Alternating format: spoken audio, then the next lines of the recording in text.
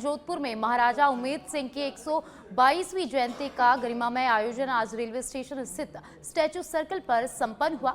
समारोह में major general Prince Duggar मुख्य अतिथि के रूप में मौजूद रहे, जबकि युवराज शिवराज सिंह ने कार्यक्रम की अध्यक्षता की। इस अवसर पर विशिष्ट अतिथि के रूप में राज्यसभा सांसद राजेंद्र गहलोत उपस्थित रहे।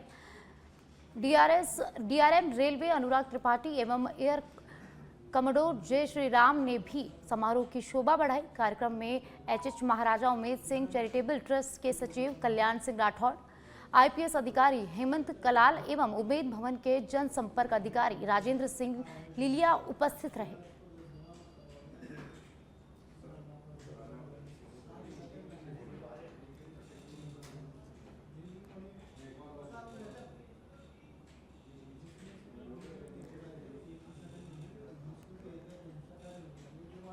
तो महाराजा उमेद सिंह की आज 122वीं जयंती है और इस अवसर पर रेलवे स्टेशन स्टैचू सर्कल पर एक कार्यक्रम आयोजित किया गया। राज्यसभा सांसद राजेंद्र गहलोत भी कार्यक्रम में मौजूद रहे।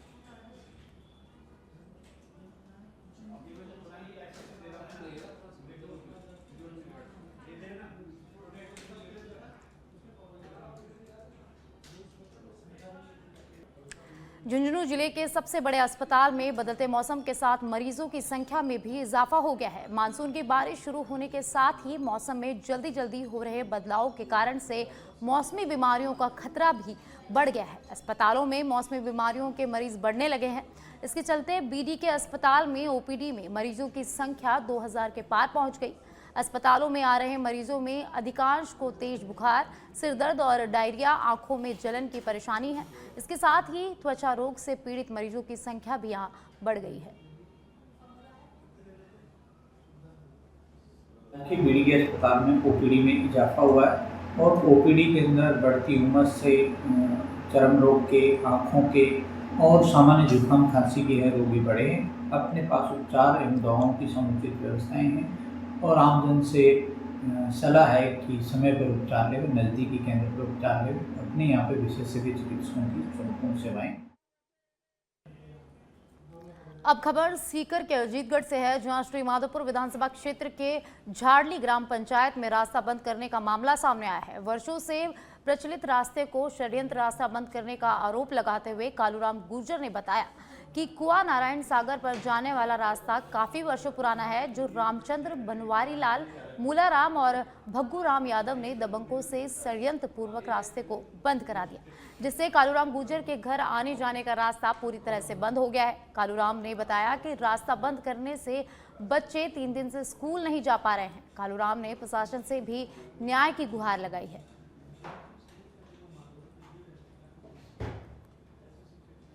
प्रचलित रास्तों जो पुराना बाबू दादा की जमीन है, मियाड़ी की रास्ता जाता और इन्हें बंद कर दी गई 3 दिन से। जो माँ के पशुधन है, बहुत गाय है बीमार पड़ी है, जो हमारी बकरी हैं वो भी यहाँ पे बंद हैं, उनके चारे की व्यवस्था नहीं, गाय को हॉस्टल की व्यवस्था नहीं, वो मर पसा रखी है, अगर उसको नहीं दिखाई तो मर जाएगी वो।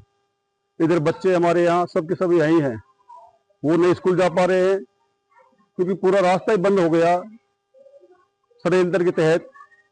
कल तहसीलदार साहब आए थे हमारे यहाँ शिविर के अंदर, झालडी के अंदर है, उनको भी हमने समस्या को अवगत कराया, पर कोई रिएक्शन ही नहीं है उसमें। प्रशासन ने हमारी कोई सुनी नहीं। अब गवर्नमेंट इधर तो शिक्षा को बढ़ावा दे रही है, हमारे बच्चे यहाँ बंद है, कैसे स्कूल जाएंगे, कैसे पढ़ेंगे, कैसे वो कुछ करेंगे। तो मैं सरकार से गुहार करता हूँ कि हमारी सुने, बच्चों की सुने, जो हमारा पशुधन है उसको देखे, जो भी हो मौके पे आए समस्या को सुने, देखे। अलवर जिले के लक्ष्मणगढ़ थाना क्षेत्र के बेला गांव में बिजली विभाग की लापरवाही से गांव में लगी डीपी से बिजली का तार नीचे जूझ रहा था, जिससे अचानक करंट दौड़ पड़ा। इस दौरान 40 वर्षीय किसान कप्तान सिंह राजपूत की भैंस करंट की चपेट में आ गई।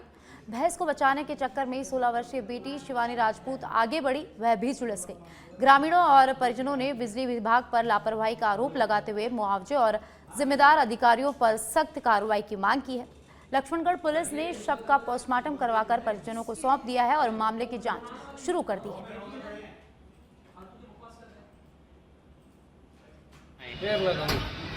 क्या घटना है? भैंस खुल गई थी तो डीपी के पास चली गई थी भैंस, तो डीपी में से 11,000 उतर गया था, 3 भैंस की डीपी।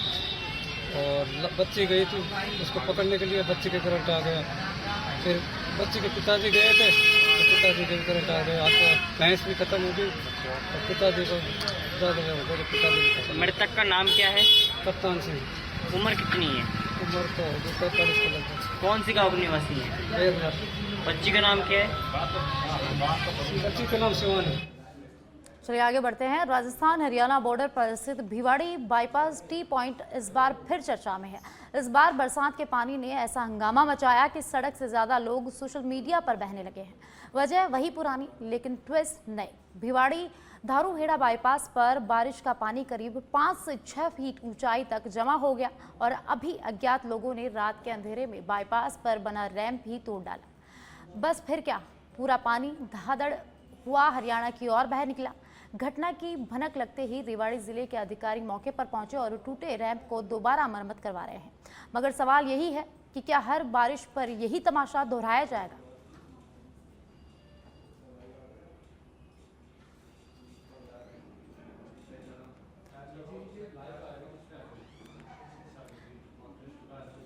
भिवाड़ी से खबर है, जहां बाईपास पर पानी भर गया और रात के अंधेरे में लोग रैंप तोड़कर चुरा ले गए। चलिए, जैसे ही प्रशासन को खबर मिली, उन्होंने रैंप की मरम्मत के काम शुरू कर दिया। लेकिन सवाल हर बार की तरह यही है कि हर बारिश में क्या ऐसा ही होता रहेगा? बारिश का पानी एक्सप्रेसवे पे बवाल बन गया है।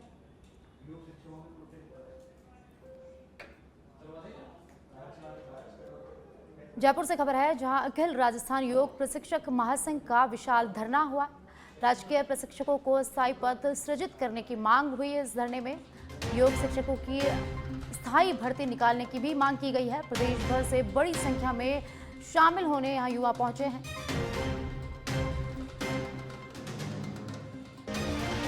जयपुर से बड़ी खबर, जहां योग प्रशिक्षकों की धरना आज यहाँ है। अखिल राजस्थान योग प्रशिक्षक महासंघ का विशाल धरना आज जयपुर में हो रहा है। राजकीय प्रशिक्षकों को स्थायी पद सृजित कराने की इस धरने में मांग रखी गई है।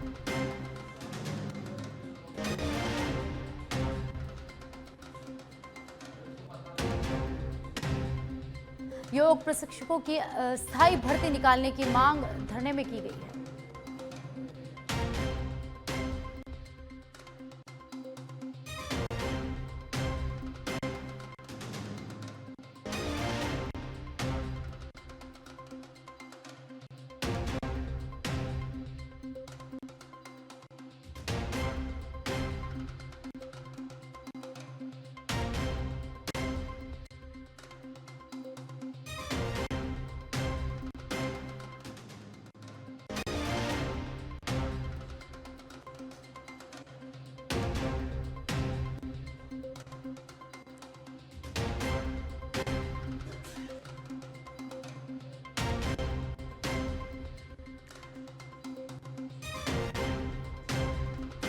सीधा चलते हैं जयपुर धरना स्थल पर, जहां हमारे सहयोगी कुणाल भटनागर मौजूद है। उनसे जानकारी लेते हैं। कुणाल, अखिल राजस्थान योग प्रशिक्षक महासंघ का विशाल धरना जयपुर में चल रहा है, क्या कुछ वहां स्थिति है अभी?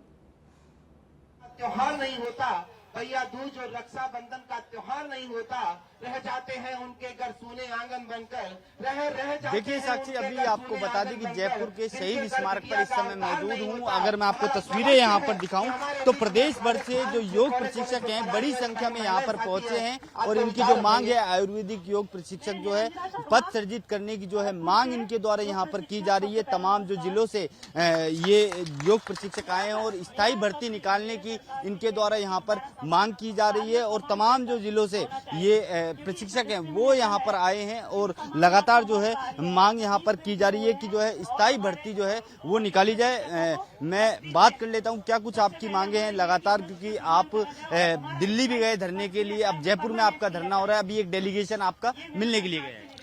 मैं बता देना चाहता हूँ, मेरा नाम डॉक्टर राजेश चौहान, प्रदेश सचिव हूँ, कि हमारी मांगे हैं। हमारे को 1 घंटे का टाइम दे रखा है।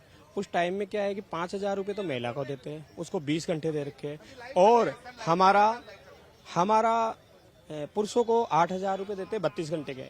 हम ये चाहते हैं कि ये जो पार्ट टाइम दे रखा है उसको फुल टाइम किया जाए और जो लोग बाग 20-20 किलोमीटर से जाते हैं, 25-25 किलोमीटर जाते हैं, उनका तेल का पैसा भी नहीं आता। और हमारी विडंबना है कि हम 4 साल से लग गए, हमारी सरकार सुन नहीं रही।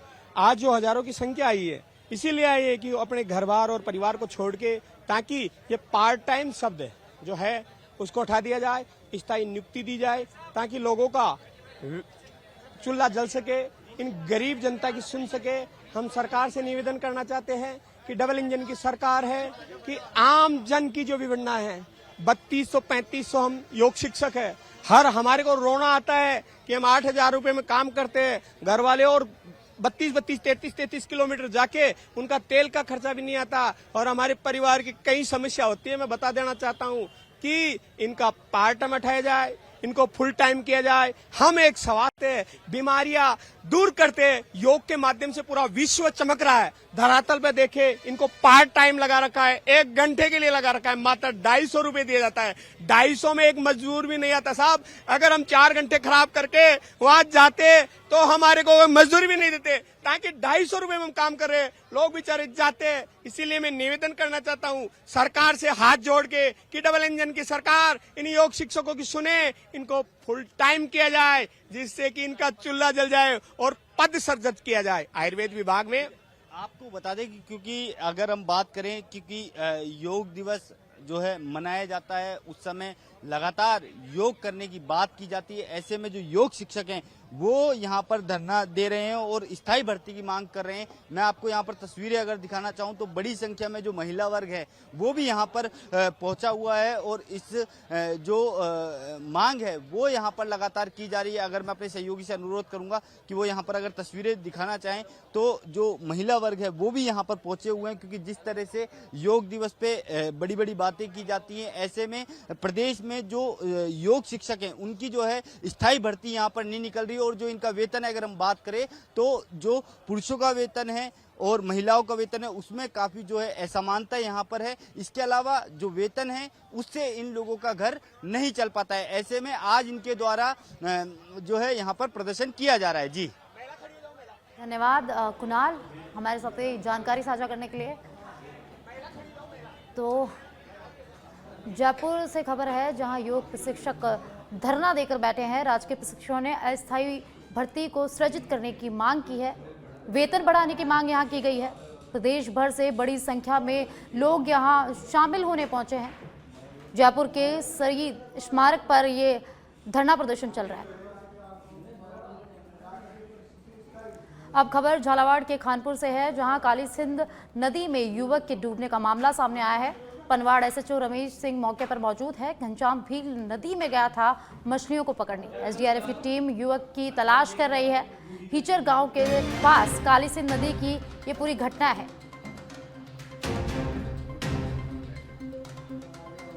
तो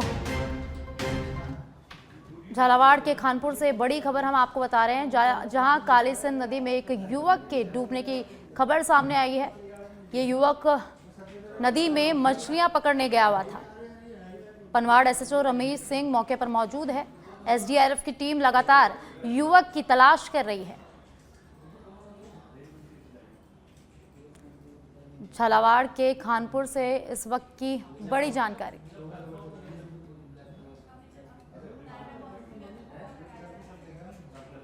बांसवाड़ा जिले के जगमेरू पहाड़ी पर दर्दनाक हादसा हो गया, जहां वर्धा निवासी एमबीसी जवान कल्पेंद्र सिंह की खाई में गिरने से मौत हो गई। वह अपने 4 दोस्तों के साथ घूमने गया था। शाम करीब 7 बजे पहाड़ी चढ़ते समय कंक्रीट की सतह पर उसका पैर फिसल गया और वह गहरी खाई में जा गिरा। कल्पेंद्र को बचाने की कोशिश में उसका साथी भी खाई में गिर गया और वह भी घायल हो गया। उसे महात्मा गांधी अस्पताल में भर्ती कराया गया है, जहां उसका इलाज जारी है।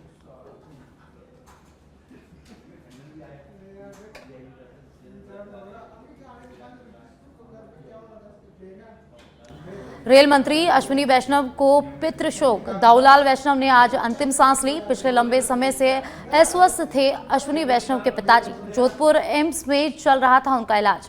एम्स जोधपुर में जारी किया प्रेस नोट। तो इस वक्त की बड़ी जानकारी, रेल मंत्री अश्विनी वैष्णव के पिताजी का देहांत हो गया है। जोधपुर एम्स में उनका इलाज चल रहा था। और उनके निधन की दुखद खबर सामने आई। एम्स जोधपुर ने प्रेस नोट जारी कर ये खबर दी।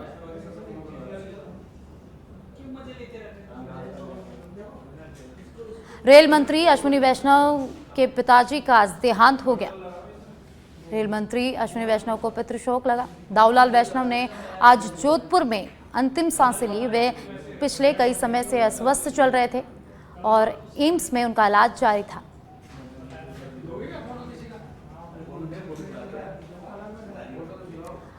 जोधपुर से इस वक्त की बड़ी खबर, रेल मंत्री अश्विनी वैष्णव के पिता का हुआ देहांत।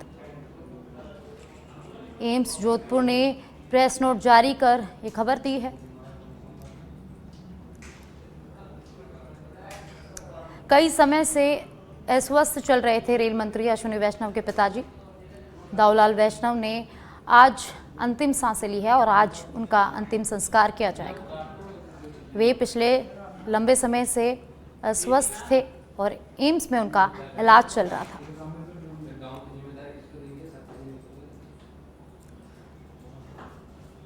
जोधपुर से बड़ी खबर सामने आ रही है। रेल मंत्री अश्विनी वैष्णव के पिताजी का निधन हो गया है। कई दिनों से अस्वस्थ थे, बीमार चल रहे थे अश्विनी वैष्णव के पिताजी दाऊलाल वैष्णव, और आज एम्स में उन्होंने अंतिम सांस ली है।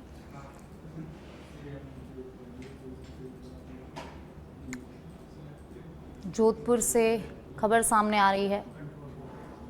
रेल मंत्री अश्विनी वैष्णव के पिताजी का निधन हो गया है और कई समय से वो अस्वस्थ चल रहे थे। एम्स जोधपुर में उनका इलाज चल रहा था, जहां उनका निधन हो गया है।